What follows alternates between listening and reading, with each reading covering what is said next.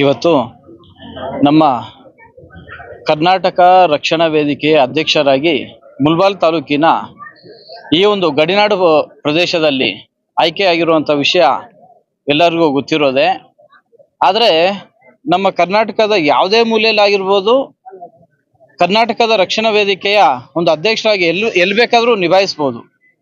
ಆದರೆ ಇಲ್ಲಿ ನಮ್ಮ ಮುಳಬಾಗಿಲು ತಾಲೂಕಿನ ಗಡಿ ಭಾಗದಲ್ಲಿ ತುಂಬಾನೇ ಅವರಿಗೆ ಒಂದು ಚಾಲೆಂಜ್ ಆಗಿರುವಂತ ಒಂದು ಕರ್ತವ್ಯ ಇದು. ಏಕೆ ಅಂತಂದ್ರೆ ಇದು ಗಡಿನಾಡು ಪ್ರದೇಶ ಅಂತೇಳಿ ಎಲ್ಲರಿಗೂ ಗೊತ್ತಿರುವಂತ ವಿಷಯ. ಇದು ಆಂಧ್ರ ಪ್ರದೇಶಕ್ಕೆ ಅಂಟ್ಕೊಂಡಿರುವಂತ ಒಂದು ತಾಲೂಕು.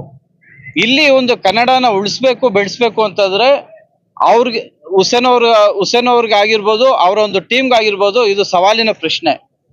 ಇವತ್ತಿನ ದಿನ ನಾವೆಲ್ಲನೂ ಒಂದು ಪಕ್ಷದಲ್ಲಿ ಗುರುತಿಸ್ಕೊಂಡು ಒಂದು ಕನ್ನಡದ ಒಂದು ಅಕ್ಷರದಲ್ಲಿ ನಾವು ಒಂದು ಭಾಷಣ ನಾವು ಮಾಡ್ತೀವಿ ಅಂತಂದ್ರೆ ಒಂದು ತಾಲೂಕ್ ಕಚೇರಿಯಲ್ಲಿ ಆಗಿರ್ಬೋದು, ಒಂದು ಪಂಚಾಯತಿಯಲ್ಲಿ ಆಗಿರ್ಬೋದು, ಅದ್ರ ಬಗ್ಗೆ ನಾವೊಂದು ಲೆಟರೇಡ್ ನಾವು ಕೊಡ್ತೀವಿ ಅಂತಂದ್ರೆ ಆ ಒಂದು ಅಕ್ಷರಗಳನ್ನ ಉಳಿಸುವಂತ ಕೆಲಸ ನಮ್ಮ ಕರ್ನಾಟಕ ರಕ್ಷಣಾ ವೇದಿಕೆಯ ಅಧ್ಯಕ್ಷರಾದಂತಹ ನಮ್ಮ ಹುಸೇನ್ ಅವರು ಇವತ್ತಿನ ದಿನ ಈ ಒಂದು ಕಾರ್ಯಕ್ರಮಗಳನ್ನ ಅತಿ ಹೆಚ್ಚಾಗಿ ಮಾಡ್ಕೊಂಡು ಬರ್ತಿದ್ದಾರೆ.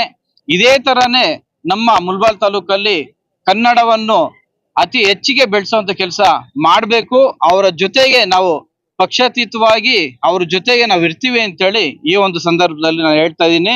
ಮತ್ತೊಂದು ಸಾರಿ ಅವ್ರಿಗೆ ಹುಟ್ಟುಹಬ್ಬದ ಶುಭಾಶಯಗಳನ್ನ ನಾನು ಕೋರ್ತಾ, ಜೈ ಭುವನೇಶ್ವರಿ.